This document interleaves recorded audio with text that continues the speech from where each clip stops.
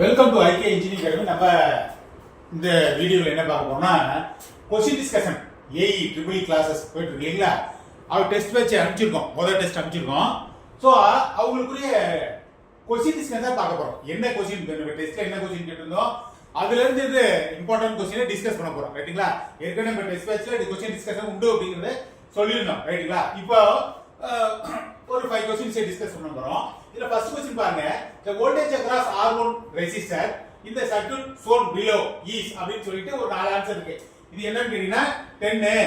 அதாவது R1 resistor R1 க்கு அக்ராஸா எவ்வளவு வோல்டேஜ் டிராப் ஆகுது அப்படிங்கறத அவங்க கேக்குற கேள்வி. ஆன்சர் பாத்தீங்கன்னா 10 வோல்ட், 5 வோல்ட், 2.5, 1.5 நாலு ஆன்சர் இருக்கு, சரிங்களா. இந்த சர்க்யூட் டயக்ராம், அதாவது இந்த சர்க்யூட் டயக்ராம் வோல்டேஜ் சோர்ஸ் வந்து 10 வோல்ட்.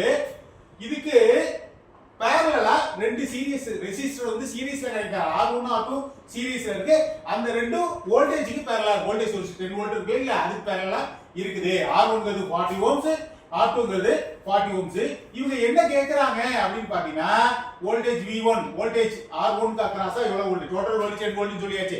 இது சீரிஸ் சர்க்யூட், நல்லா கவனிக்கணும். இது சீரிஸ் சர்க்யூட், டோட்டல் வோல்டேஜ் எவ்வளவு R1 க்கு அக்ராஸா டிராப் ஆகுது என்பதை அவங்க வந்து கேக்குற கேள்வி. சரி, இப்போ இதுக்கு ஃபர்ஸ்ட் நம்ம என்ன பண்ணலாம் அப்படின்னு பாத்தீங்கன்னா, ஃபர்ஸ்ட் நம்ம செய்யக்கூடிய வேலை என்ன அப்படின்னு பார்க்கும் பொழுது நம்ம என்ன செய்யலாம் அப்படின்னா டோட்டல் ரெசிஸ்டன்ஸ் கண்டுபிடிச்சிக்கலாம், சரிங்களா. டோட்டல் ரெசிஸ்டன்ஸ் எவ்வளவு என்பதை கண்டுபிடிச்சிக்கலாம், சரிங்களா. சீரிஸ் சர்க்யூட், இது சீரிஸ் சர்க்யூட்ல டோட்டல் ரெசிஸ்டன்ஸ், சரிங்களா. சோ டோட்டல் ரெசிஸ்டன்ஸ் வேல்யூ, இது வந்து சீரிஸ் சர்க்யூட் நம்ம ஏற்கனவே படிச்சிருக்கோம். ரெண்டு சர்க்யூட் ரெண்டு ரெசிஸ்டன்ஸ் வந்து சீரிஸ்ல கனெக்ட் ஆகுது அப்படினாக்க டோட்டல் ரெசிஸ்டன்ஸ் கண்டுபிடிக்கிறதுக்கு அதை ஆட் பண்ணனும் அப்படிங்கிறது நமக்கு வந்து தெரியும், ரைட்டுங்களா. R R1 R2, கரெக்ட்டுங்களா. R1 R2 ரெண்டையும் ஆட் பண்ணினா உங்களுக்கு R வேல்யூ தெரியும். R1 எவ்வளவு 40 ohms, R2 ங்கிறது 40 ohms. சோ 40 + 40, சரிங்களா. 40 + 40 80. R1 + R2, இந்த படம் தெரியுங்கிறது உங்களுக்கு சொன்னேன். R1 + R2, சரிங்களா.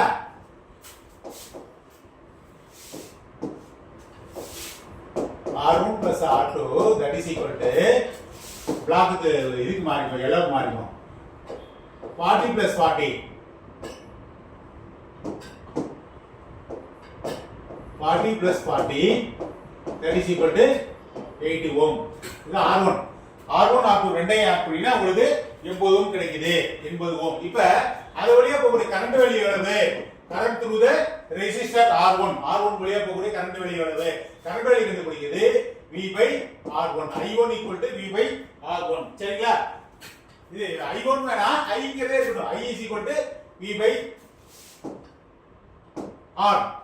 சரிங்களா. I V/R, அதையும் நம்ம எழுதிக்குவோம்.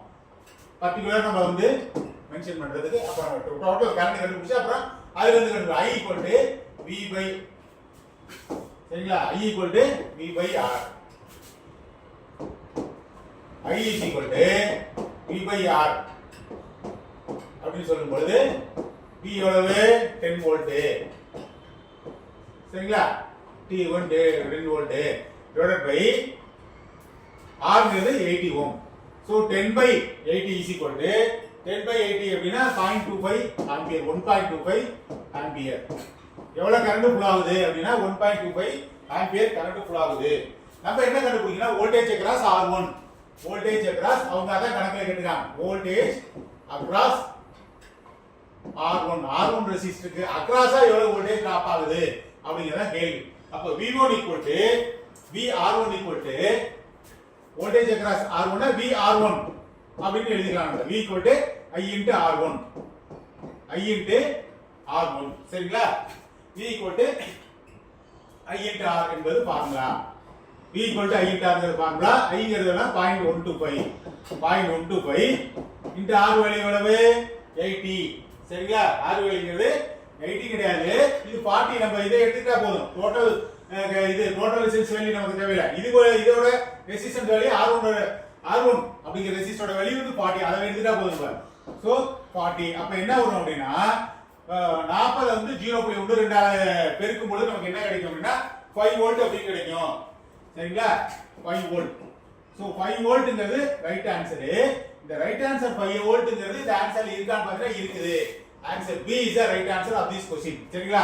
இந்த क्वेश्चनல உங்களுக்கு என்ன வோல்டேஜ் என்ன கேட்டாங்க அப்படிங்கிறது புரியுதுங்களா? திரும்ப ஒரு தடவை சொல்றேன் பாருங்க. R1 ரெசிஸ்டர் வழியா டிராப் ஆகுற வோல்டேஜ் எவ்வளவுன்னு தான் கேக்குறாங்க. இது ஒரு சீரிஸ் சர்க்யூட். மொத்த வோல்டேஜ்ங்கிறது என்ன ஆகும்? ஸ்ப்ளிட் ஆகி போகும். சரிங்களா? ஓகேவா? parallel தான் ஈக்குவலா இருக்கும்.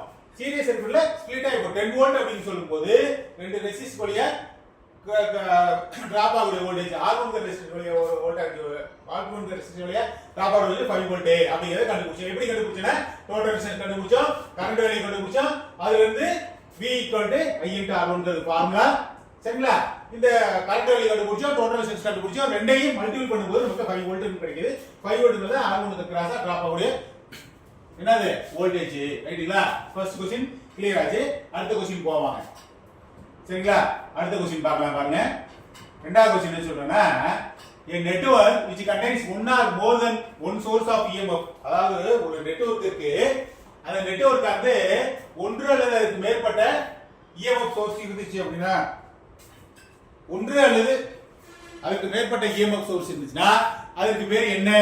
அதாவது active network, passive network, electric network, நான் லீனியர் நெட்வொர்க் அப்படின்னு சொல்றாங்க. ஒன்று அல்லது அதுக்கு மேற்பட்டது அப்படின்னா ஆக்டிவ். அது நாலு சொல்றாங்க, நாலு ஆன்சர்ல. ஒன்று அல்லது அதுக்கு மேற்பட்டது, ஒன்று மட்டும் இருக்கிறது. சரிங்களா? ஆக்டிவ் தான் மெயின். ஆக்டிவ் பேஸ் பண்ணி வரதா பேசிவ். சரிங்களா? எலக்ட்ரிக் நெட்வொர்க்னாவே எலக்ட்ரிக் சப்ளை கொடுத்தா ஃபங்க்ஷன் ஆகும். எலக்ட்ரிக் நெட்வொர்க் தனியாக கிடையாது. அப்படி நம்ம சொல்லட்டிவ்ல தான் சொல்லிருக்காங்க. அடுத்து நான் லீனியர்னா ஒரு வேல்யூ அதிகரிக்கும், ஒன்று குறையும். ரெண்டுமே ரைஸ் ஆச்சுன்னா லீனியர். ரெண்டும் சைமல்டேனியஸா ரைஸ் ஆச்சுன்னா லீனியர். ஏறி இறங்கிச்சு கூடுதல் குறையுது அப்படின்னா நான் லீனியர். சரிங்களா? ரைட். இந்த நாலு ஆன்சரும் எப்படி இது சரியா இருக்கும்? நாலு ஆன்சர்ங்கிறது நாலு ஆன்சருக்குரிய விளக்கம் என்னங்கறத நம்ம சொல்லிட்டோம். இப்ப இந்த கேள்விக்குரிய ஆன்சர் அப்படின்னு பார்க்கும்போது கொடுக்கப்பட்டிருக்கிற கேள்விக்குரிய ஆன்சர் ஒரு நெட்வொர்க் ஆனது அந்த ஒரு நெட்வொர்க் ஆனது ஒன்று அல்லது மேற்பட்ட EMF சோர்ஸை கொண்டிருந்தால் சோர்ஸ் ஆஃப் EMF ஒன்று அல்லது அதுக்கு மேற்பட்ட சோர்ஸ் ஆஃப் EMF இருந்தால் அதுக்கு பெயர் என்ன அப்படிங்கறத கேள்வி. Active network right answer. ஆக்டிவ் நெட்வொர்க்ல ஒன்று அல்லது அதுக்கு மேற்பட்டது இருக்கும். பேசிவ்ல குறைவா தான் இருக்கும். சரி, ஆக்டிவ் பேஸ் பண்ணி தான் பேசிவ் வந்து இயங்குது. சரிங்களா? அதனால ஆக்டிவ் நெட்வொர்க் ஒன்று அல்லது அதுக்கு மேற்பட்ட EMF சோர்ஸ் இருந்துச்சு, சோர்ஸ் ஆஃப் EMF இருந்துச்சுனா அதுக்கு பேரு active network. So answer A is the right answer of this question. சரிங்களா? ஆன்சர் A அப்படிங்கறத இந்த क्वेश्चनக்குரிய ஆன்சர். ஆன்சர் A என்பதா இந்த क्वेश्चनக்குரிய ஆன்சர். கரெக்ட்டுங்களா? ஓகே, அடுத்த क्वेश्चन போய்டுவாங்க. அடுத்த क्वेश्चन பாத்தீங்கன்னா இந்த சர்க்யூட்ல R வேல்யூ கண்டுபிடிக்கணும்னு சொல்றாங்க. இந்த சர்க்யூட் கொடுத்துருக்காங்க இல்லீங்களா? இந்த சர்க்யூட்ல R வேல்யூ கண்டுபிடிங்க. R வேல்யூ என்ன கொடுத்துருக்காங்க அப்படின்னு பாத்தீங்கன்னா R வேல்யூ கண்டுபிடிக்கணும். எப்படி கண்டுபிடிக்கணும் அப்படின்னு பாத்தீங்கன்னா இந்த சர்க்யூட்ல என்ன கொடுத்துருக்காங்கன்னா 70 வோல்டேஜ் சோர்ஸ் 70 5 ஓம் அப்படிங்கிற ரெசிஸ்டன்ஸ் கனெக்ட் ஆயிருக்கு. என்ன அதுக்கு அக்ராஸா 7 ஓம் 7 ஓம்க்கு பேரலா R அன்னோன் ரெசிஸ்டர். இது வழியா ஃப்ளோ ஆகுற கரண்ட் வந்து 2 ஆம்பியர் அப்படினு ஒரு சர்க்யூட் வந்து கொடுத்துட்டாங்க. இப்போ நாலு ஆன்சர் கொடுத்துட்டாங்க பாருங்க. 17.5 17.2 17.4 17.8 அப்படி நாலு ஆன்சர்.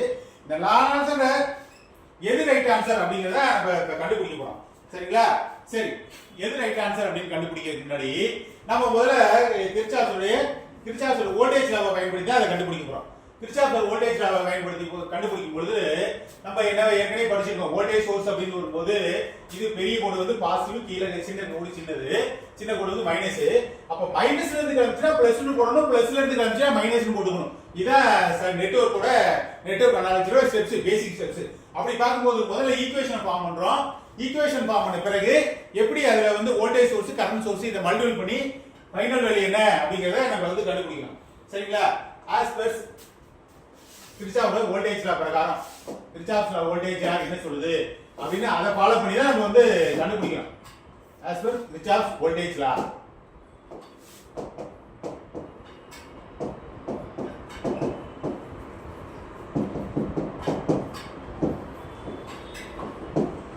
கிர்ச்சாஃப் வோல்டேஜ் லா பிரகாரம் கிர்ச்சாஃப் வோல்டேஜ் லா என்ன சொல்லுது அப்படின்னு பார்க்கும்போது இந்த 70 வோல்ட் 70 மைனஸ் 5 ஆம்பியர் கரண்ட் இதோட ஃப்ளோ ஆகும். கரண்ட்ங்கிறது I எவ்வளவு தெரியாது, அதனால 5 ஓம் கரண்ட் வந்து தெரியாது.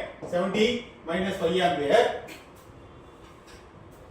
ஆம்பியர் மைனஸ் 7 இந்த நெட்வொர்க் இப்படி கொண்டு வரோம் மைனஸ் 7 இன்ட்டு I மைனஸ் 2 சரிங்களா I மைனஸ் 2 அப்படின்னு சொல்றோம் 2ங்கிறது இங்க கரண்டோட வேல்யூ I மைனஸ் 2 அப்படின்னு எடுத்துக்கிறோம் சோ அப்படி எடுத்துக்கும் போது இதை நீங்க சிம்பிளிஃபை பண்ணீங்கன்னா என்ன கிடைக்கும் அப்படின்னா 70 minus 5I minus 7I minus plus 4 அப்படின்னு கிடைக்கும் அப்ப 70 மைனஸ் என்னது 7 12 I பிளஸ் 4 ஈக்குவல் டு 0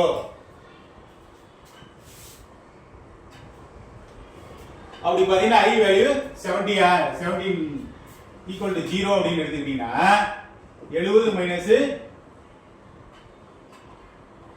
இல்ல 70 பிளஸ் 4 இது 74 எடுத்துக்குவோம் இப்ப 12 வந்து இங்க வந்தா பிளஸ் இன்னும் வருது 74 by 12 equal to I value so I value வந்து 74 12 டிவைட் பண்ணா 5 12 60 6 something வரும்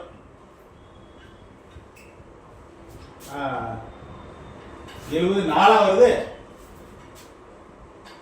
பிளஸ் 14 கரெக்ட் 14 ஓ 7 2 14 பிளஸ் 14 இல்லைங்களா அப்ப 70 14 84 வந்துரும் 70 14 84 வந்துரும் 84ங்கிறப்ப 7 ஆம்பியர் சோ 7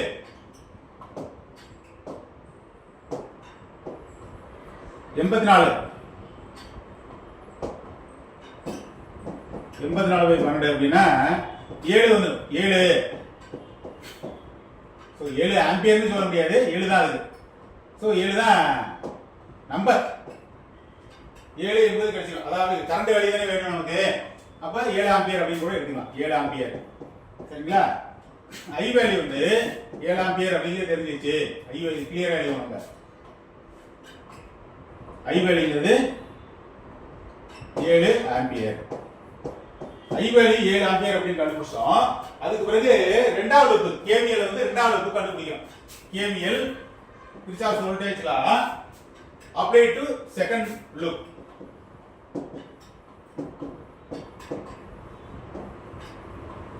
இரண்டாவது லூப் நீங்க அப்ளை பண்ணும்போது என்ன கிடைக்கும் அப்படினு பாத்தீங்கன்னா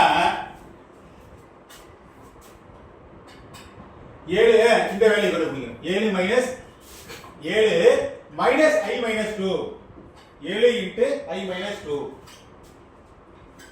7 into I minus 2 that is minus 2r equal to 0 7 minus I 7 minus I சரிங்களா minus 2 இந்த 2 ஆமே லெஸ் பண்றோம் டோட்டல் வந்து லெஸ் பண்றோம் minus 2r 2 into r இது பெருக்கிறோம் I into r சொல்றோம்ல 2 into r அதாவது 2r பெருக்கிறோம் 7 into I minus 2 minus 2r equal to 0 அப்படின்னு வரும்போது 7 நம்ம வந்து I வேல்யூ கண்டுபிடிச்சிருக்கோம் அப்ப என்ன ஆகும் இத சப்ஸ்டிட்யூட் பண்ணுங்க 7 into 7 minus 2 ஏனா I வேல்யூ 7 கண்டுபிடிச்சோம் இல்லையா அப்ப I minus 2 7 minus 2 minus 2r equal to 0 அப்ப என்ன கிடைக்கும் உங்களுக்கு 7 minus 2 5 7 35 35 minus 2r equal to 0 அப்ப 2r ங்கிறது minus 2r ங்கிறது minus 35 minus minus கேட்கலாம் அப்ப r minus minus கேன்சல் ஆயிடும் 2r ங்கிறது 35 அப்ப r ங்கிறது எவ்வளவுனா 35 ல பாதி 17.5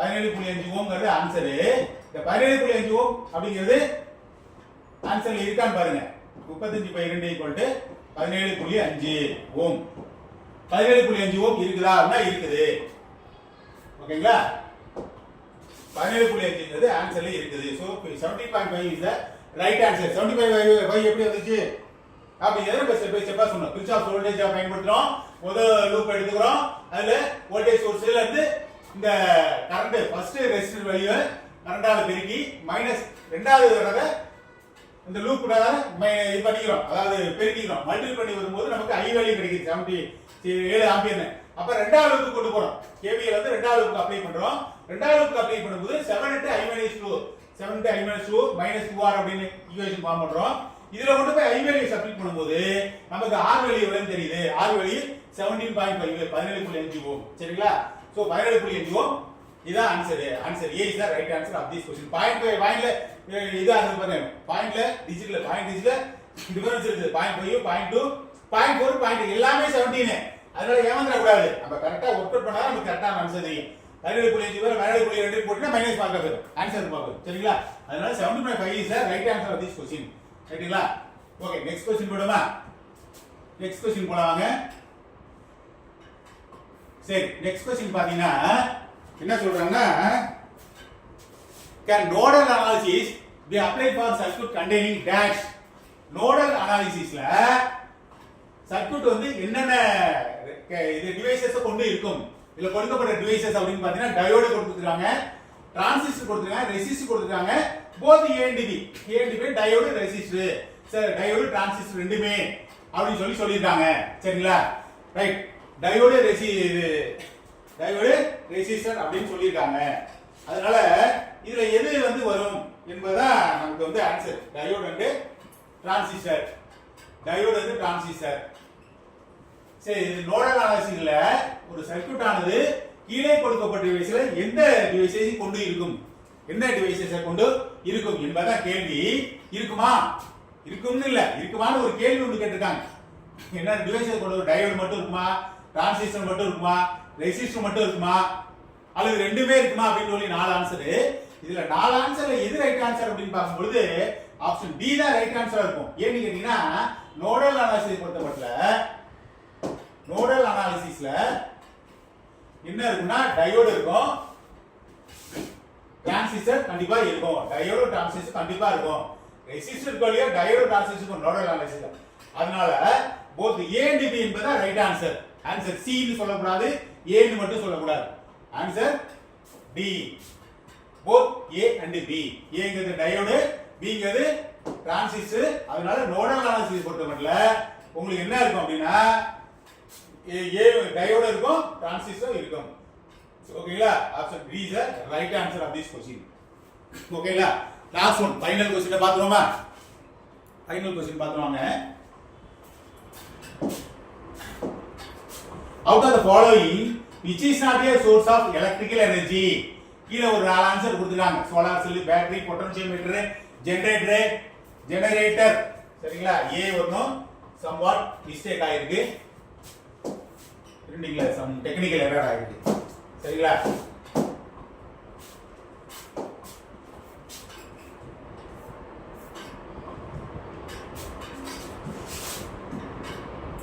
generator.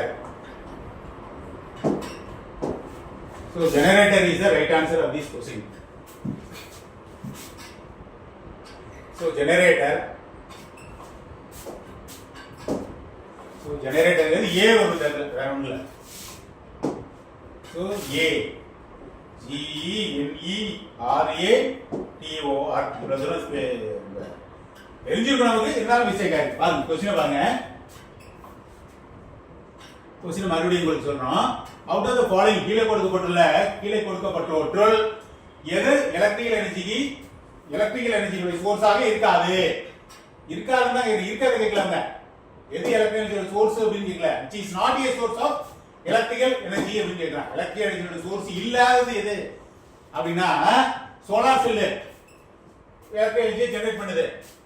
என்ன DC சோர்ஸ் ஜெனரேட் பண்ணுது. அதுல இருந்து கிடைக்கிற output DC. Battery chemical reaction நடக்குது, அதுல இருந்து கிடைக்கிற அவுட்புட் DC. பொட்டன்ஷியல் மட்டும் எதுவுமே ஜெனரேட் பண்ணதுல ஜெனரேட் வந்து ஜெனரேட் பண்ணுது. ஜெனரேட்டர் எலக்ட்ரிக் ஜெனரேட் பண்றது பேர் தான் ஜெனரேட்டர். சரிங்களா? அதனால இது சம்பந்தமில்லாத இது. அது சோர்ஸ் ஆஃப் எலக்ட்ரிசிட்டி ஜெனரேட் பண்ணாத எது அப்படின்னா பொட்டன்ஷியோமீட்டர் தான். சரிங்களா? சோ பொட்டன்ஷியோமீட்டர்ங்கிறது சர்க்யூட்ல கனெக்ட் பண்ணக்கூடிய ஒரு டிவைஸ். சரிங்களா? அதனால இது வந்து எலக்ட்ரிசிட்டி ஜெனரேட் பண்ணல. சோ அதனால option C is the right answer of this question. அதனால நம்ம வந்து ஏஇ எக்ஸாம் எழுதுறோம், பிஇ முடிச்சிட்டு எக்ஸாம் எழுதுறோம் அப்படின்னு சொல்லும்போது எந்த தியரிட்டிக்கலா கேட்டாலும் சரி, ப்ராப்ளமேட்டிக்கா கேட்டாலும் சரி, அந்த क्वेश्चனை ஒர்க் அவுட் பண்றதுல நம்ம வந்து தெளிவா இருந்தா தான் முடியும். சரிங்களா? அதனால இதெல்லாம் பேசிக்கான क्वेश्चन. பிஇ முடிச்சு வரவங்களுக்கு இது சாதாரண क्वेश्चन தான். இந்த அளவுக்கு தெரியாம இருக்காது. இருந்தாலும் எக்ஸாம்பிள் இது மாதிரி கூட ஈஸியா கேட்கலாம். ஈஸியாவும் இருக்கும், சில நேரத்தில் டஃப்பான क्वेश्चन இருக்கும், சுத்திர மாதிரி இருக்கும். அதனால ஈஸியான क्वेश्चनाவே இருக்கும் அப்படின்னு நம்ம நம்பிட்டு போக முடியாது. அதனால இந்த क्वेश्चन டிஸ்கஷன் ஒண்ணா பொறுத்தமட்டில் 5 क्वेश्चंस 2 ப்ராப்ளம் சால்வ் பண்ணோம், 3 தியரி क्वेश्चन ஆன்சர் பண்ணணும். ரைட்டுங்களா? அடுத்த வீடியோல இதே மாதிரி இன்னொரு கொஸ்டின் டிஸ்கஷன்ல உங்களை மீட் பண்ணுவோம். Thank you very much students.